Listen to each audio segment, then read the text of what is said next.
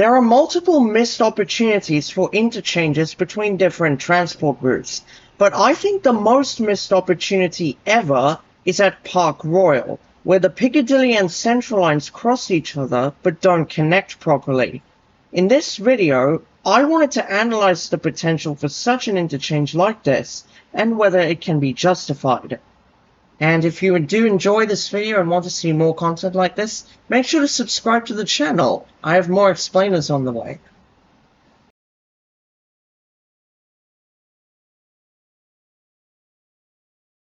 When you look at a tube map in the Ealing area, the Piccadilly and Central lines parallel and cross each other at multiple locations. There's no interchange between the two lines here, however. But to understand why, we need to first talk about Park Royal Station itself. Park Royal Station opened in 1931 as part of the expansion of the Piccadilly line west of Hammersmith to Hounslow and Uxbridge. It replaced the now demolished Park Royal and Twyford Abbey station, which was a part of the District Railway until the current station opened. It currently sees 6 Piccadilly line trains an hour in both directions, or a train every 10 minutes. But during delays it can be lower. Nearby the station, however, and across this bridge, was the site of a former Guinness brewery, which operated from 1936 and closed in 2005. The site was earmarked for potential redevelopment, known as First Central, and would see a business park and hundreds of new homes built.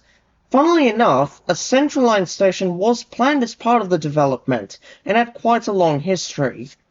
A company called Diageo agreed for a new Central Line station to not just serve the development, but to also interchange with the Piccadilly line. The planning permission granted in 2010, I believe, safeguarded the site for a new station, but TfL concluded that the benefits weren't enough to justify the cost of putting a station here. Shame. Now let's look at the current situation. Park Royal Central Line station would have been located here, on the eastern side of this footbridge, which links the Piccadilly line station to the development. But I personally think that the 6 trains an hour Park Royal currently receives is inadequate for this development. The entrance to the station is located on the A40 road, and only accessible from the walkway by a flight of stairs up to the main road. There is no entrance on the side of the platforms from this walkway either, making accessibility non-existent. Hanger Lane Station also exists nearby, but I think that station is even worse for accessibility. For one, Hanger Lane Station is located in the middle of a gyratory, and the station is only accessible by a maze of subways underneath the road intersections. Not the best location for a station, if I'm honest. If a Park Royal Central Line station existed, it would only be about 760 meters away from Hanger Lane, so its catchment area is sort of overshadowed by Park Royal. For context, this is what its individual catchment looks like if the circle was at 750 meters radius.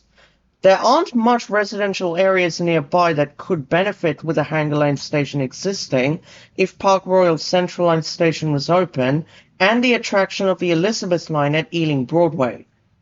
So it feels very isolated. Speaking of attraction, if a Central Line station at Park Royal existed and Hanger Lane didn't, I fear that the interchange itself may become underused. What do I mean by that? I mean that the Central Line would instantly become popular with commuters living in the area wanting to head into central London, simply because the Central Line is more direct and more frequent than the Piccadilly line, and because the latter's frequency is quite low, especially in the event of delays. People who would normally use the Piccadilly line would now switch to the Central Line instead, so I fear overcrowding on the line. This is a similar case with North Ealing and West Acton stations, both of which are nearby and easily walkable. North Ealing is one of the Underground's least used stations, as it's hidden away on a little side street and is somewhat overshadowed by Ealing Broadway. Both it and West Acton get higher patronage than North Ealing, due to more direct services than the Piccadilly line. But we can also challenge this argument, because I think it wouldn't be so bad for the Piccadilly line passengers, as they would be given a choice. Westbound journeys or journeys to Heathrow? Piccadilly line. Eastbound journeys, Central line. So effectively, the interchange could reduce pressure on the Piccadilly line east of Park Royal. I also think that with a modern Central line station at Park Royal, Hanger Lane, being in its weird location, may become underused due to a weak individual catchment and lack of proper access. So from that summary, there are reasons to put a Park Royal Central line station here. Now I think placing a station here for the Central line is pretty simple, as you wouldn't need to destroy any buildings. Part of the footprint is a section of the new North Main Line, which is this bit of rusty and overgrown track adjacent to the Central line. This is a connection between the Great Western Main Line at Old Oak Common and the Chiltern Main Line at South Ruislip. The Chiltern Parliamentary Service from Paddington used to run along the entire line, but when Old Oak Common Station began construction, a section of track connecting it to the main line was removed, rendering the bed between Greenford and North Acton somewhat abandoned today, and really only used to test new rolling stock. In fact, a GWR Class 230 ran a test all the way to Park Royal on these tracks. This provides a lot of space to construct 2 new side platforms, but this would mean cutting off the new North Main Line some more. There is also this plot of land here next to Coronation Road, where the only thing occupying part of the site is a bus stop. This is the perfect area to construct a new station plaza and entrance to the Central line, directly linking the station to the new development. How the interchange to the Piccadilly line will work is a little complicated, but this is how I would do it.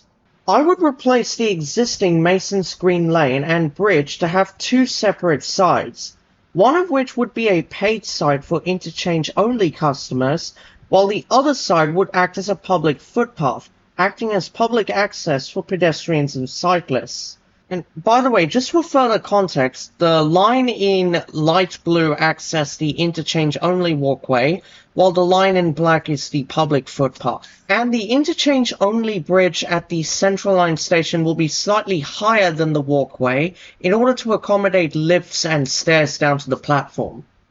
The paid side would lead directly onto the eastbound Piccadilly line platform, and a new accessible footbridge would be built to the south of the station for access to the westbound platform, finally making the Piccadilly line station somewhat step-free. So now we have worked out how to connect Park Royal with a new Central line station, but what do we do with Hanger Lane given that it's quite close to Park Royal? One of the options is to move the station to a new location further west to improve accessibility. I'm not going to go into detail about it in this video, maybe in a part 2 or something, but I think it might be a plausible idea rather than just keeping the station too close to Park Royal. So overall, given these reasons about Hanger Lane's limited accessibility, and the mixed-use district being a crucial part of a much wider regeneration that includes Old Oak Common, I think it's imperative to construct a new Central Line station at Park Royal when the area is redeveloped some more. Anyways, that is pretty much it. I hope you guys enjoyed this video. If you did enjoy, make sure to hit the like button and please subscribe to the channel for more explainer content like this. And as always, I will see you all next time.